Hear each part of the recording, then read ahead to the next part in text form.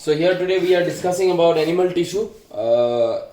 Animal tissue will come from the chapter structural organization in animals, and here we are studying about tissue and types of tissue. Okay, so we are starting with what is animal tissue. Okay, a group of similar cells having same origin. Same origin means we have studied about different germ layers, is not it? So the group of cells, ठीक है, एक जगह पे present है, but those cells should be of a common origin. That means all these cells should be formed from one germinal layer. Either they should be formed all from the mesoderm, or all from ectoderm, or all from endoderm, like that. Okay, same origin, that means from the same germinal layer the cells should be formed, and these cells should perform a same function collectively.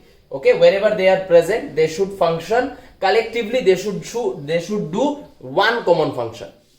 Okay, so these are the two most important criteria of being a tissue, is not it? Like in a place, if there are many cells which are gathered, that won't form a tissue until or unless this condition is satisfied.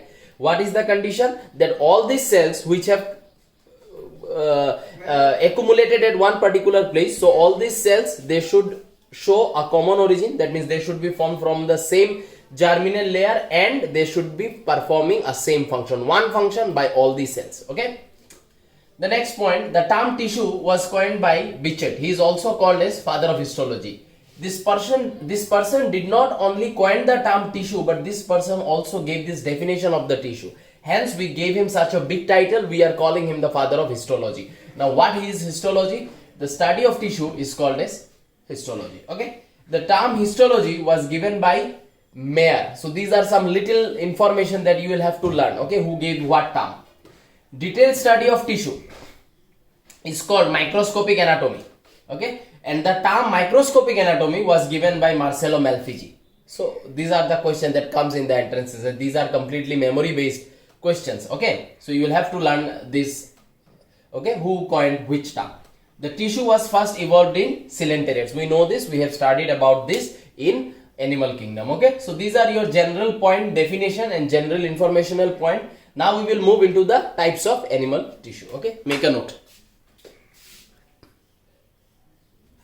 So here now we are talking about the types of animal tissue. Okay, based on, see, whenever we do some kind of typification, there has to be some basis. I have already told you here the typification is done on the basis of location, structure and function. Okay, where these tissues are present, how these tissues are present, and what do they do being there. That is what the basis of typification is all about. Okay, so we get four types: epithelial tissue, connective tissue, muscular tissue, nervous tissue. Okay, so these are the four types of tissue that we have to discuss one after another, and each of this tissue has more typification on some different level of basis, and we will have to discuss about the types of each of this tissue. Okay, so as we need to discuss about this tissue one after another, hence I am starting today with the epithelial tissue. Gradually we will move to the other tissues. Okay, so now I am not going to discuss about connective tissue, muscular tissue or nervous tissue. So I have rubbed them down, but whenever you make the note, you can write these are the notes, and then now we are discussing about epithelial tissue. Okay, then you make a bigger heading of epithelial tissue, and then you start noting down whatever I am noting down right now. Okay, so epithelial tissue. Okay, so if there is any singular term for epithelial tissue, then that singular term is called as epithelia, and if there is any plural term for the epithelial tissue, then the plural term is called as epithelium. This term epithelium was given by, okay, the term epithelium was given by a person called Ruisch, R-U-Y-S-C-H. Okay, the term was given by a person called Ruisch. Okay, the term epithelium was given by Ruisch. Okay, now what is this epithelium? The word epithelium, it justifies the nature of this tissue. Okay, basically whenever we talk about epithelial tissue, we get an example as what? Skin. It's not it. Skin is the example. Okay, now we know that in our skin there is one layer lying above the another. That is only what the epithelium means. Epi means upon, thelium means one above another. Okay, So if we break down this word EP, and EP means upon, okay, and the word thelium means one above the other. So this is these two words, one upon, one above the other. So this signifies the epithelial tissue is what the epithelial tissue is all about. Here we can see there is one layer above the another, then there is another layer above that, then there is another layer above that, like that. There are several layers one above another, and that is what is the main conception of the epithelial tissue or epithelium. Okay, so as I have given an example called skin, let me give you some information regarding skin. Skin is also called as jack of all trades. This is another name of skin. Okay, jack of all trades is the another name of skin. Skin is considered to be the largest organ of our body. And jack of all trades क्यों? क्योंकि किसी भी चीज को अगर हमारे body के अंदर जाना है या बॉडी के अंदर से बाहर आना है, it will have to come और गो थ्रू दी स्किन. चाहे वो ऐसे हो या चाहे वो स्वेट या ऑयल निकल के आना हो, वाया स्किन वो निकल के आता है, या चाहे हम लोग जो खाना खा रहे हैं उसका एब्जॉर्प्शन हो. हमारा जो एलिमेंट्री कैनल है, that alimentary canal is also lined by skin, and that skin is doing the absorption. Okay, so anything that has to go within our body or it has to come from our body to the outside, it will have to come out or go inside via skin. Hence skin is the jack of all trades. ठीक है, यहाँ पे आना जाना को trade बोला जा रहा है. तो skin is the largest organ, also called as jack of all trades. Skin is made up of two parts. Skin is made up of two parts. What are these two parts? One part is called as epidermis. Okay, and another part is called as dermis. Okay, so this dermis is made up of mesoderm, whereas this epidermis is made up of ectoderm. Okay, hence you can say that the skin shows what? The skin shows dual origin. Okay, skin shows dual origin is what you can say. Epithelial tissue, this is another important point that you need to note down. Epithelial tissue is a tissue, and it is the only tissue which is made up of all three germinal layers. So among the four types of tissue, connective tissue, nervous tissue, muscular tissue, and epithelial tissue. Epithelial tissue is the only tissue which can be made by ectoderm, mesoderm, endoderm. In the remaining three tissue, that is connective, muscular, and nervous, we will see ये नहीं होगा कि all the three germinal layers are making them. Either two germinal layers are making them or either one. But all three germinal layers are making a particular tissue. That is a characteristic feature of epithelial tissue only. Okay. So we will move into the type of typification of epithelial tissue, but before that I want to discuss one more point. Will you please make note of this? Moving on to the next part. So this is the next part we are discussing. So here, what is the discussion we are doing here is, if we look or go through the skin from outside to inside, that means this is our skin. If we go from outside to inside, there will be a point when we will be touching the bone. So I have written the bone at last.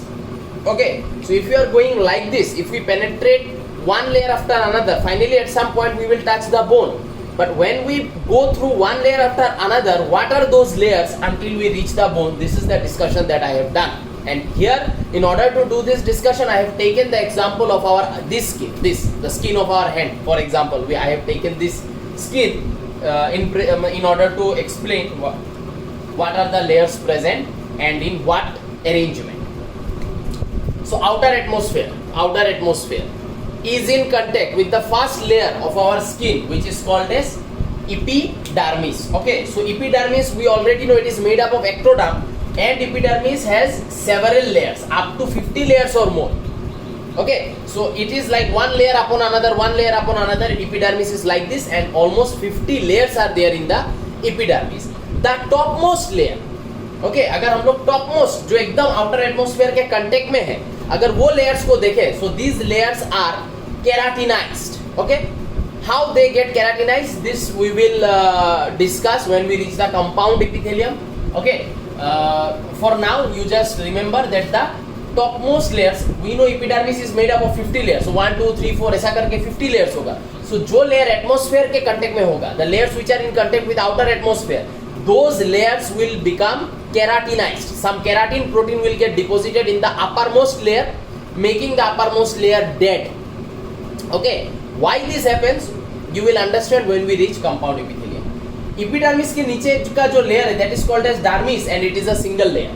Epidermis is made up of 50 layers, dermis is a single layer. Still, dermis is 2 to 3 times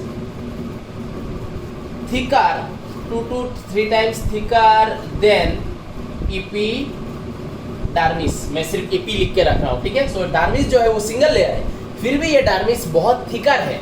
Epidermis 50 layer से बना हुआ है, फिर भी dermis is 2 to 3 times thicker than epidermis. So ये point याद रखना पड़ेगा. प्लस dermis एक सिंगल लेयर है made up of mesoderm. Plus dermis वो लेयर है जिसमें हमारा स्किन का sweat gland, sebaceous gland, sensory receptor like touch, heat, cold, pressure, ये सब रिसेप्टर प्रेजेंट है हमारे स्किन में.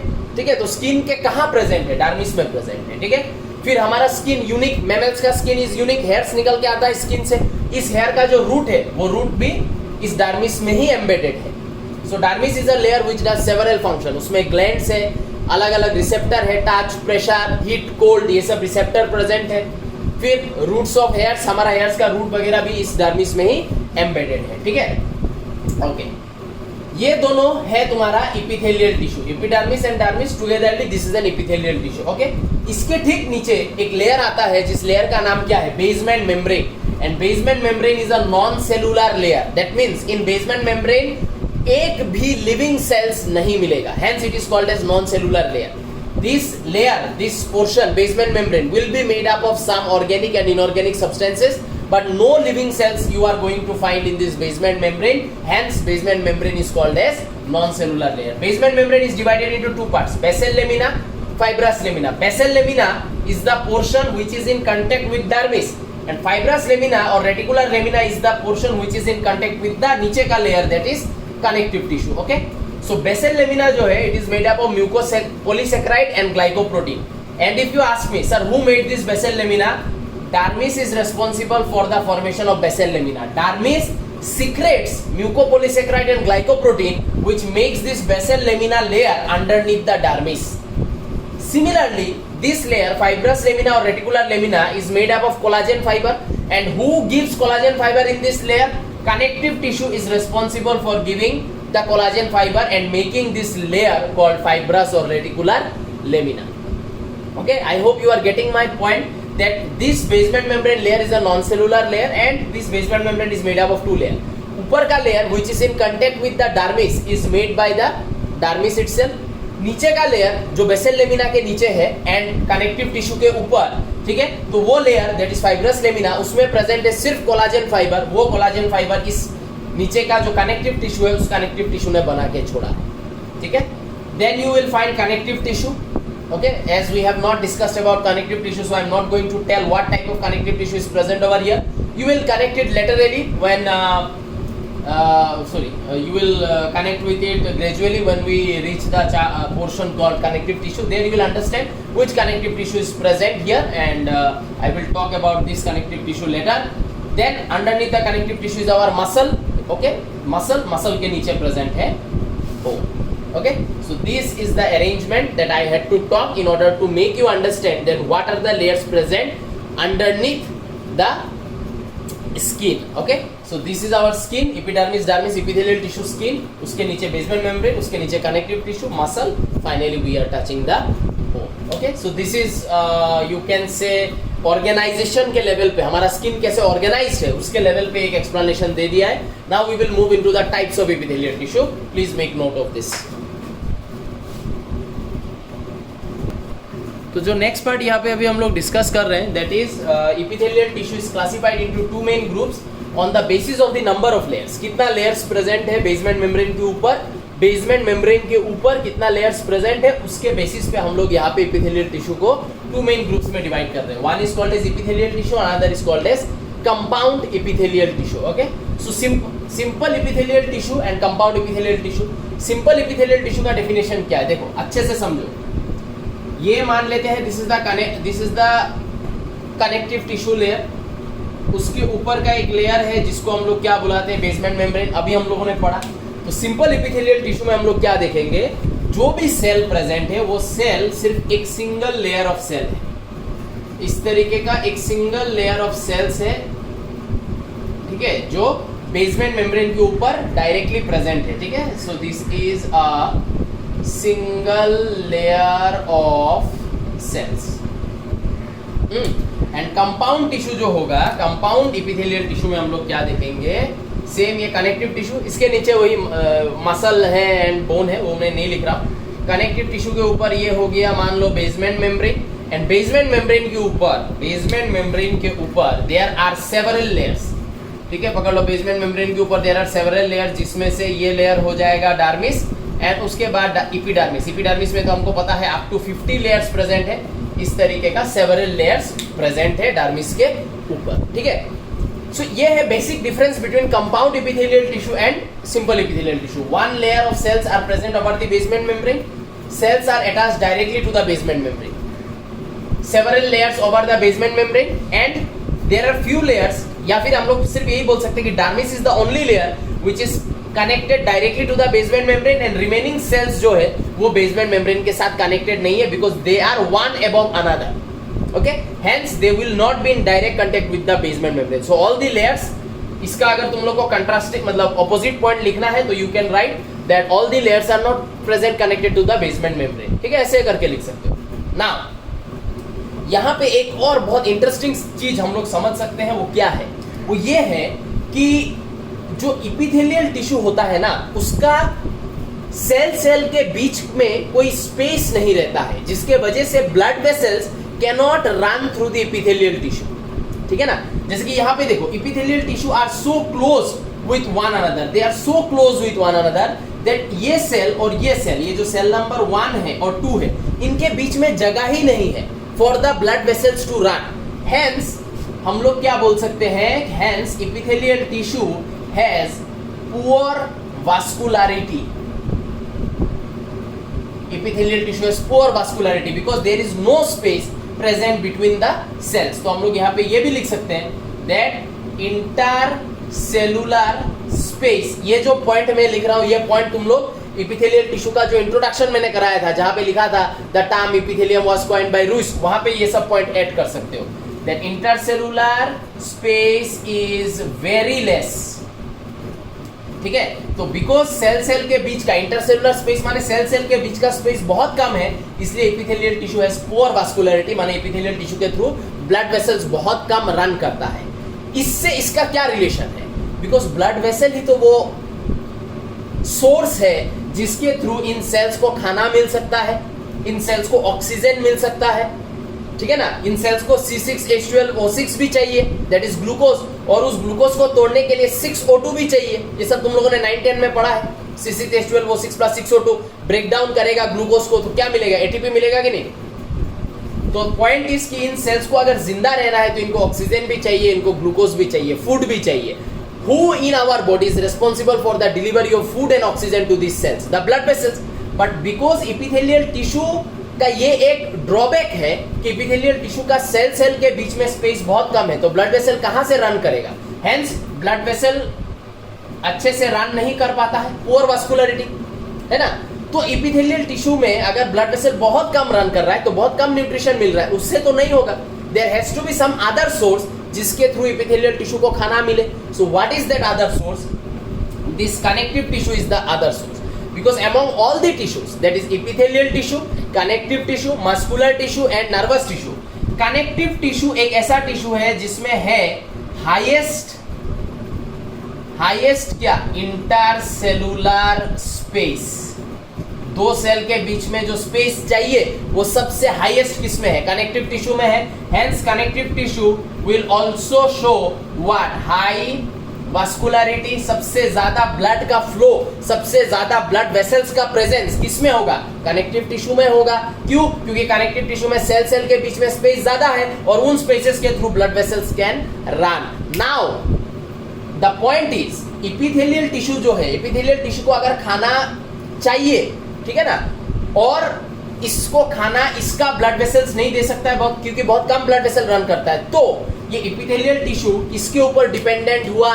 कनेक्टिव टिश्यू के ऊपर डिपेंडेंट हुआ, क्योंकि कनेक्टिव टिश्यू के through high amount of blood vessels run कर सकता है। तो कनेक्टिव टिश्यू अपने ब्लड वेसल से खाना दे देगा किसको? इसके ऊपर के लेयर को। ऊपर का लेयर माने कौन? Basement membrane. But basement membrane is what? A non cellular layer. Basement membrane तो में तो कोई सेल ही नहीं है, लिविंग सेल ही नहीं है, तो बेसमेंट मेम्ब्रेन इस खाने का क्या करेगा? कुछ भी नहीं करेगा, बेसमेंट मेम्ब्रेन ऊपर पास कर देगा। That is the function of basement membrane. तुम लोग अगर चाहो तो बेसमेंट मेम्ब्रेन का फंक्शन में ये सब लिख सकते हो कि basement membrane provides a resting platform to the epithelial tissue. ये जो ऊपर का एपिथेलियल टिश्यू है वो बेसमेंट मेम्ब्रेन के ऊपर रेस्ट कर रहा है। So basement membrane is providing a resting platform to the epithelial tissue. ठीक है। दूसरा चीज, ऊपर का जो एपिथेलियल टिश्यू है, बिकॉज उसमें पुअर वास्कुलरिटी है, लेकिन बेसमेंट मेम्ब्रेन के नीचे का जो टिश्यू है, कनेक्टिव टिश्यू, उसमें हाई वास्कुलरिटी है। तो बेसमेंट मेम्ब्रेन क्या कर सकता है? कनेक्टिव टिश्यू से न्यूट्रिशन ले सकता है और लेके एपिथेलियल टिश्यू को पास कर सकता है। So these are two very important function of basement membrane. ठीक है, जो तुम लोग नोट में साइड में ऐड करके रख सकते हो। पहला, basement membrane provides a resting platform to the epithelial tissue. ठीक है, या second point, you can also write that basement membrane connects epithelial tissue to connective tissue. Epithelial tissue to connective tissue, basement membrane बीच में है। तीसरा, basement membrane is providing the flow of nutrition from the connective tissue to the epithelial tissue. Connective tissue basement membrane को देगा, उसमें कोई living cell नहीं है, वो ऊपर के टिश्यूज को पास कर देगा, दैट इज एपिथेलियल टिश्यू को पास कर देगा। ठीक है, so this is what I had to explain from here. And अभी देखो, तुम लोग कनेक्ट कर जाओगे बिकॉज ये सिमिलर टॉपिक है। स्किन का जो हम लोगों ने डिस्कशन किया था वो तो यही था, सेवरल लेयर्स ऑफ एपिडर्मिस, है ना। ये जो है सेवरल लेयर्स ऑफ, क्या है? Several layers of epidermis. Epidermis के नीचे क्या है? Dermis, basement membrane, connective tissue, muscle, bone. ठीक है, ठीक है ना। हम लोगों ने बोला था डर्मिस में सब फंक्शनल चीज डर्मिस में प्रेजेंट है। क्यों? क्योंकि चाहे वो डर्मिस हो या चाहे वो एपिडर्मिस हो, इन दोनों में पुअर वास्कुलरिटी तो होगा ही, बिकॉज ये एपिथेलियल टिश्यू का नेचर है कि सेल सेल के बीच में जगह नहीं है। एपिथेलियल टिश्यू चाहे वो एपिडर्मिस हो या चाहे वो डर्मिस हो, इनमें ब्लड वेसल बहुत कम रन करेगा। नाउ ये डर्मिस एंड एपिडर्मिस, ये दोनों डिपेंडेंट है किसके ऊपर? कनेक्टिव टिश्यू के ऊपर। अब जब कनेक्टिव टिश्यू खाना देगा किसको? बेसमेंट मेम्ब्रेन को। बेसमेंट मेम्ब्रेन वो खाना ऊपर पास करेगा, तो सबसे पहले वो खाना किसको मिलेगा? डर्मिस को। इसलिए देखो, डर्मिस सबसे ज्यादा फंक्शनल है। डर्मिस में सारा रिसेप्टर प्रेजेंट है, डर्मिस में सारा हेयर का रूट्स प्रेजेंट है, डर्मिस में ग्लैंड प्रेजेंट है। ये सब फंक्शनल चीज डर्मिस में काय को प्रेजेंट है? क्यों प्रेजेंट है? क्यों? क्योंकि डर्मिस में वो न्यूट्रिशन सबसे पहले डिलीवर होता है from the basement membrane. Hence dermis क्या करेगा? पहले अपना जितना भी न्यूट्रिशनल रिक्वायरमेंट है सबसे पहले उसको पूरा करेगा, उसको जो जो चाहिए वो ले लेगा। लेने के बाद जो न्यूट्रिशन बचा, उस न्यूट्रिशन को ये डर्मिस क्या करेगा? ऊपर के तरफ पास करेगा। तो ऊपर के तरफ जब पास करेगा, सेम चीज होगा। एपिडर्मिस का जो पहला लेयर है वो ठीक से खा लेगा, खाने के बाद उसका न्यूट्रिशनल रिक्वायरमेंट पूरा होने के बाद जो बच गया वो ऊपर को देगा, वो भी सेम करेगा। ऐसे कर करके जो एकदम टॉप मोस्ट लेवल का लेयर्स है उन तक तो कुछ खाना पहुंचेगा ही नहीं, है ना। तो ये जो ऊपर का सेल्स है, ऊपर का सेल्स क्या हो जाएगा? दे विल बी डेड, है ना। तो because they become dead, because इनको न्यूट्रिशन नहीं मिलता है। हेंस ये लोग अपने में क्या करता है? ये लोग अपने में एक प्रोटीन डिपोजिट कर लेता है जिसका नाम है keratin protein. And keratin protein के डिपोजिशन के वजह से ये सब जो लेयर्स है, ये सब लेयर्स बहुत हार्ड हो जाता है। ठीक है, एंड हार्ड होने की वजह से इन सब लेयर्स को बैक्टीरिया, फंजाई, ठीक है, या दूसरा माइक्रो ऑर्गेनिज्म इन लेयर्स को हार्म नहीं कर सकता है। नहीं तो अगर ये लेयर्स मर जाता तो ये लेयर्स को क्या होता? बैक्टीरिया वगैरह आके खा लेता कि नहीं? बैक्टीरिया वगैरह आके इन्फेक्शन करना शुरू कर देता कि नहीं? लेकिन बैक्टीरिया वगैरह इन लेयर्स को क्यों खा नहीं सकता है? बैक्टीरिया वगैरह इन लेयर्स के थ्रू अंदर क्यों नहीं आ सकता है? ये रीजन है, क्योंकि ये जो ऊपर का लेयर्स है, बिकॉज इनको न्यूट्रिशन इन तक नहीं पहुंचता है, तो they are bound to die. So when they die, they deposit keratin protein within them so that they become keratinized. And keratinized जो लेयर होता है या केराटिन जो लेयर होता है उसके ऊपर ना बैक्टीरिया कुछ कर सकता है, ना फंजाई कुछ कर सकता है, या दूसरा माइक्रो ऑर्गेनिज्म कुछ भी नहीं कर सकता है, because keratin is not reacting with the secretions of the bacteria fungi. जो भी बैक्टीरिया यहाँ पे बैठा उसको बैठ के उसको बोले कुछ डैमेज करना तो अपने बॉडी से कुछ सिक्रेशन दे के यहाँ डैमेज करेगा, तो केराटिन कोई पत्ता ही नहीं देता है उस तरीके का सिक्रेशन को। इसलिए बैक्टीरिया अगर आके यहाँ बैठ भी जाए और वो बोले डैमेज करने का कोशिश भी करे तो भी नहीं कर पाएगा, क्योंकि ऊपर का लेयर में केराटिन बैठा हुआ है, ठीक है। And keratin is insoluble to water. Water cannot break keratin. Keratin is not reacting to any kind of enzyme. इसलिए ऊपर का लेयर जो है उसमें अगर एंजाइम गिर जाए, ऊपर का जो लेयर है उसमें अगर बैक्टीरिया आके बैठ जाए तो भी कुछ नहीं होगा, ठीक है ना। समझ में आया ना अभी ये फ्लो ऑफ न्यूट्रिशन का क्या रोल है, ठीक है। और बेसमेंट मेम्ब्रेन का जो फंक्शन बोला है वो भी लिख के रखना, ठीक है। सो कंपाउंड एपिथेलियम के बारे में हम लोग बाद में डिस्कस करेंगे। सिंपल एपिथेलियल टिश्यू जो है, अब हम लोग सिंपल एपिथेलियल टिश्यू के टाइप्स में चले जाएंगे, और इसके टाइप्स में जब जाएंगे तो हम लोग को मिलेगा 4 major types simple epithelial tissue का प्लस 2 माइनर टाइप्स, ठीक है। 2 major type 2 minor type of simple epithelial tissue हमारे बॉडी में मिलेगा। क्या क्या है ये 4 मेजर टाइप, क्या क्या है ये 2 माइनर टाइप, इसका डिस्कशन अभी हम लोग करेंगे, ठीक है। So now we will discuss about the types of simple epithelial tissue. What is compound and what is simple? Explain. Okay. So now compound epithelial tissue में क्या क्या है नहीं है उसमें बाद में जाएंगे, पहले simple epithelial tissue का types को खत्म कर लेते हैं, ठीक है। यहाँ तक का नोट बना लो। So this one here that we are talking is the first type of simple epithelial tissue, which is called as squamous epithelium. Okay. So in this squamous epithelium, what are the things that we are going to find? Some characters is, you can read it over here. They are single thin layer of flattened cells. That means the cells are completely flat, dorso-ventrally flat, like that. So the single layer of flattened cells with irregular boundaries, they are polygonal in shape. Okay. Narrow pores are present in between the cells. So there are very narrow pores are present in between two cells. Okay, which are like not visible with our naked eye. Very high resolution वाला microscope is required in order to see these pores. Nuclei of the cells are flat because cells खुद flat है तो nucleus round कैसे होगा? जब cell एक खुद डोर्सोवेंट्रली flat है तो उसके अंदर का जितना भी सामान है सबको फ्लैट होना पड़ेगा। तो nuclei of the cells are flat and located at the centre. अगर इस इपिथेलियम को हम लोग लेटरल व्यू में देखते हैं तो ये हम लोग को ऐसा दिखाई देगा, बेसमेंट मेम्ब्रेन, उसके नीचे कनेक्टिव टिश्यू, उसके ऊपर इपिथेलियल टिश्यू जो ऐसा दिखाई देगा।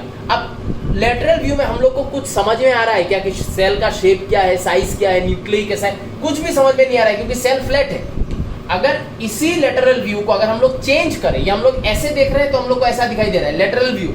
अगर इसको हम लोग ऊपर से देखें, ऐसे ऐसे अगर देखें ऊपर से, समझ में आ रहा है ना, ऐसे करके ऊपर से अगर देखें, एंटीरियर व्यू में अगर देखें तो ये ही चीज हम लोग को ऐसा दिखाई देगा। ये बेसमेंट मेम्ब्रेन ऐसा दिखाई देगा ऊपर से देखने से, और इस बेसमेंट मेम्ब्रेन के ऊपर जो ये सेल्स है वो सेल्स देखो ऐसे प्रेजेंट है, polygonal in shape, narrow pores present between two cells. ये जो दो सेल है इनके बीच में एकदम हल्का पोर प्रेजेंट है जो अभी नेकेड आई में दिखाई नहीं देगा, बहुत हाई रिजोल्यूशन माइक्रोस्कोप में दिखाई देता है। एंड ये पूरा फ्लैट है, इसका अंदर जो न्यूक्लियस है वो भी फ्लैट है। समझ में आया? तो अगर एक सेल फ्लैट है तो हम लोग एक और कैरेक्टर भी लिख सकते हैं कि नहीं, कि ये जो स्क्वामोस एपिथेलियम है, ये स्क्वामोस एपिथेलियम के अंदर there will be less cytoplasm, क्योंकि सेल फ्लैट है तो ज्यादा साइटोप्लाज्म कहाँ से आएगा? Less cytoplasm, less cell organelles, cell के अंदर का जो ऑर्गेनिल्स होता है वो भी कम है क्योंकि सेल के अंदर जगह ही नहीं है, सेल फ्लैट है। तो समझ में आया ना? तो बिकॉज सेल फ्लैट है तो साइटोप्लाज्म भी बहुत कम होगा, सेल के अंदर का जो स्पेस है वो भी बहुत कम होगा, है ना। सेल के अंदर का जो स्पेस है वो भी बहुत कम होगा क्योंकि सेल फ्लैट है, ठीक है। न्यूक्लियस है क्योंकि वो सेल का फंक्शनिंग को मॉनिटर करेगा, nucleus has to be there, लेकिन बाकी सेल ऑर्गेनिल्स भी कम है या फिर नहीं है, एंड साइटोप्लाज्म जो है वो भी बहुत कम है बिकॉज सेल जो है वो है फ्लैट, ठीक है। तो ये है तुम्हारा स्क्वामोस एपिथेलियम। अब हम लोग इस एपिथेलियम का फंक्शन एंड फंक्शन से लोकेशन पता लगाएंगे, ठीक है। फंक्शन से लोकेशन पता लगाएंगे तब याद रहता है, फंक्शन अलग से लोकेशन अलग से नहीं चाहिए। So now we will see that being in with all this characters, ये जो भी कैरेक्टर हम लोगों ने अभी इस स्क्वामोस एपिथेलियम का डिस्कस किया है, with all these characters what are the function that this epithelium can do in our body, ठीक है। ये अभी हम लोग पढ़ते हैं, ठीक है। सो यहाँ पे देखो स्क्वामोस एपिथेलियम का और दो कैरेक्टरिस्टिक्स मैंने लिखा है, ठीक है, that it is also called as pavement epithelium, एक और नाम, because it the cells appear like the tiles fitted on the floor. ये जो हम लोगों ने एंटीरियर व्यू में इसके पहले जो बनाया था उसमें सेल्स का अरेंजमेंट कैसा लगा, टाइल्स के जैसा लगा कि नहीं, एकदम परफेक्टली फिटिंग वन अनदर, इसलिए squamous epithelium is also called as pavement epithelium. एक और नाम है squamous epithelium is also called as tessellated epithelium. क्यों? क्योंकि अब जो हम लोगों ने इसको लेटरल व्यू में देखा था, ये मान लेते हैं बेसमेंट मेम्ब्रेन, और इस बेसमेंट मेम्ब्रेन के ऊपर एक पूरा पेज के जैसा, पेपर के जैसा एक लेयर फैला हुआ है एपिथेलियल टिश्यू जो है स्क्वामोस एपिथेलियम। अब अगर मैं इस जगह को ऐसे कंप्रेस कर दूं, कंप्रेस करने से ये क्या हो जाएगा, बेसमेंट मेम्ब्रेन जो है वो भी ऐसा हो जाएगा, एंड बेसमेंट मेम्ब्रेन के ऊपर का जो एपिथेलियल टिश्यू है वो तो और ज्यादा ऐसा हो जाएगा कंप्रेशन, क्योंकि ये सेल फ्लैट है। इस सेल का अंदर ना साइटोप्लाज्म है ना सेल का कोई एक इंटीग्रिटी है। इसको अगर तुम कंप्रेस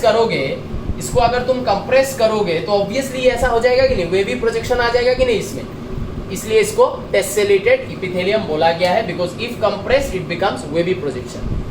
आज वेवी प्रोजेक्शन नहीं होता किस में, अगर ये बेसमेंट मेम्ब्रेन ऐसा होता और इसके ऊपर जो सेल्स होता वो बोले लेटरल व्यू में हम लोग को ऐसा दिखाई दे रहा है, लेटरल व्यू में जो सेल है वो बोले ऐसे दिखाई दे रहा है, ऐसा दिखाई दे रहा है, लेटरल व्यू में सेल बोले ऐसा दिखाई दे रहा है, तो ऐसा दिखाई दे रहा है माने सेल के अंदर जगह है, सेल के अंदर सेल ऑर्गेनिल्स है, न्यूक्लियस है, साइटोप्लाज्म है, तो इस सेल का अपना एक इंटीग्रिटी है। इसको अगर मैं कंप्रेस करने जाऊं, ये ज्यादा से ज्यादा कैसा हो जाएगा, ये ज्यादा से ज्यादा ऐसा हो जाएगा, पहला जो सेल है वो थोड़ा ऐसा होगा, बाकी सब ठीक रहेगा, फिर सेकंड ऐसा हो जाएगा ज्यादा से ज्यादा कंप्रेस करने से। लेकिन इसमें वेवी प्रोजेक्शन आ रहा है क्या, इसके जैसा नहीं आ रहा है। समझ में आ रहा है ना, क्योंकि इन सेल्स का अंदर में कुछ सामान है जिसकी वजह से इस सेल का अपना एक स्ट्रक्चर है, अपना एक होल्ड है, अपना एक इंटीग्रिटी है, लेकिन इसमें तो सेल फ्लैट है, तो इसको कंप्रेस करने से ये वेवी जैसा बन जाएगा, ठीक है, इसलिए इसको टेसेलेटेड एपिथेलियम बोला जाता है, ठीक है। यू कैन ड्रॉ दिस, ये जो मैं यहाँ पे ड्रॉ किया ये ड्रॉ कर सकते हो, ठीक है। अच्छा, now if I talk about the function of squamous epithelium, तो फंक्शन में हम लोग को क्या मिलेगा, देखो कैरेक्टर से फंक्शन को रिलेट करना पड़ेगा। कैरेक्टर में हम लोगों ने क्या लिखा था, सेल के बीच में क्या प्रेजेंट है, पोर्स प्रेजेंट है, तो अगर पोर्स प्रेजेंट है वो भी एकदम माइन्यूट पोर्स, तो ऑब्वियसली ये जो एपिथेलियम है, this epithelium can function in what, in filtration. समझ में आया कि नहीं, फिल्ट्रेशन में कुछ फंक्शन कर सकता है। एंड दूसरा, बिकॉज ये स्क्वामोस एपिथेलियम एकदम थिन है, तो हमको पता है thinner is the membrane, better is the gaseous exchange through that membrane. तो ये क्या करने में मदद कर सकता है, इसके थ्रू गैसियस एक्सचेंज या गैसेस का डिफ्यूजन इज पॉसिबल।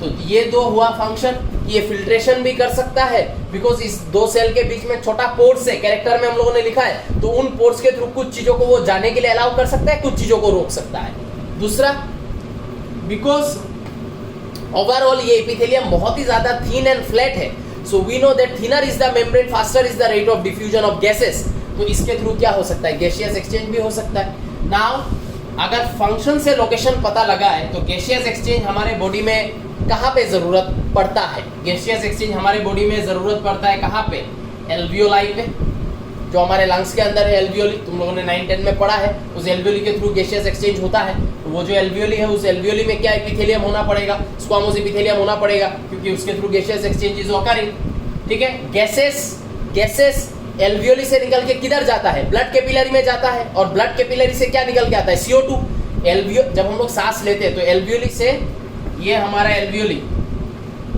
ये हमारा एल्वियोली, जब हम लोग सांस लेते हैं तो एल्वियोली के अंदर गैस जाएगा, ऐसे गैस जाएगा, और इस एल्वियोली के पास से क्या गुजरता है, इस एल्वियोली के पास से गुजरता है हमारा सबसे स्मॉलेस्ट ब्लड वेसल, जिसको हम लोग क्या बुलाते हैं, ब्लड कैपिलरी। तो ब्लड कैपिलरी के ब्लड से इसमें क्या निकलेगा, CO2, और इसके अंदर से ब्लड कैपिलरी में क्या आएगा, O2। तो गैसियस एक्सचेंज हो रहा है बिटवीन द एल्वियोली का लेयर एंड ब्लड कैपिलरी का लेयर। दैट मींस एल्वियोली के साथ मैं यहाँ पे एक और क्या लिख सकता हूँ, ब्लड कैपिलरी भी लिख सकता हूँ एज एन एग्जाम्पल, ठीक है। एंड जब हम लोग फिल्ट्रेशन बोलते हैं, तो फिल्ट्रेशन हमारे बॉडी में कहाँ पे होता है, नेफ्रॉन का डायग्राम तुम लोगों ने बनाया है, किडनी के अंदर ब्लड का फिल्ट्रेशन होता है। तो अगर नेफ्रॉन का डायग्राम बनाया है तो you must know what is Bowman's capsule. So Bowman's capsule एक ऐसा रीजन है जहाँ पे फिल्ट्रेशन होता है, एंड इस बोमेन्स कैप्सूल का जो लाइनिंग है, जिस लेयर ऑफ सेल से ये बना हुआ है वो क्या होगा, वो होगा स्क्वामोस एपिथेलियम। ठीक है, सो दिस देखो फंक्शन से हम लोग क्या कर रहे हैं, लोकेशन रिलेट कर रहे हैं तो ज्यादा याद रहेगा। ठीक है, urine filtration, urine formation via blood filtration occurs in the kidney, है ना। तो किड हम लोग जो पानी पीते हैं वो पानी क्या होता है, हमारे गट में जाता है, गट से एब्जॉर्ब करके ब्लड में आ जाता है, वही ब्लड हमारा किडनी के अंदर जाता है, तो उस ब्लड से फिर यूरिन बनता है, उस ब्लड से यूरिन बनता है, फिल्टर होता है, फिल्टर होकर उस ब्लड से यूरिन बनता है। समझ में आया ना, तो फिल्टर हो रहा है तो किडनी के अंदर कौन करता है फिल्ट्रेशन, नेफ्रॉन, और नेफ्रॉन में कौन, बोमेन्स कैप्सूल। सो ये सब तुम्हारा एग्जांपल होगा। ठीक है, Bowman's capsule you can write as an example, alveoli, Bowman's capsule, उसके बाद लूप ऑफ हेनली। अभी बस एग्जांपल लिख के रखो, loop of Henley, loop of Henley कैसे एग्जांपल हुआ ये सब हम लोग बाद में डिस्कस करेंगे।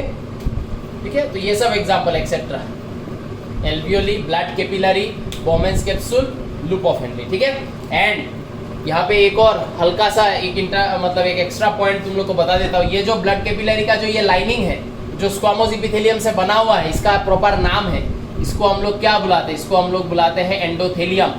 And this endothelium is the name of the squamous epithelium जो इस ब्लड कैपिलरी का इस लेयर में प्रेजेंट है। ठीक है, तो ये जो लेयर है ब्लड कैपिलरी का, it is made up of only squamous epithelium, और इस स्क्वामोस एपिथेलियम जो ब्लड कैपिलरी को लाइन कर रहा है उसको हम लोग क्या बुलाते हैं, उसको हम लोग एंडोथेलियम बुलाते हैं। सिमिलरली एल्वियोली का ये जो लेयर है, ये जो लेयर है जो स्क्वामोस सेल से बना हुआ है, इस लेयर को भी हम लोग एक स्पेशल नाम से बुलाते हैं, इसको हम लोग बुलाते हैं क्या, इसको हम लोग बुलाते हैं न्यूमोसाइट्स। तो ये सब जो एक्स्ट्रा चीज मैंने बोला है, ये है वो चीजें जो तुम लोगों को एम्स जिपमर के लेवल तक ले जाएगा। ठीक है, जनरल बेसिस में बस थोड़ा सा एक्स्ट्रा चाहिए to boost up your preparation in order to reach AIIMS and JIPMER, or in order to crack AIIMS and JIPMER. Okay, so these are the function, these are the location where this epithelium is present, and alveoli में squamous epithelium का एक special नाम, blood capillary में स्क्वामोस epithelium का एक special नाम, क्या नाम है वो भी बता दिया।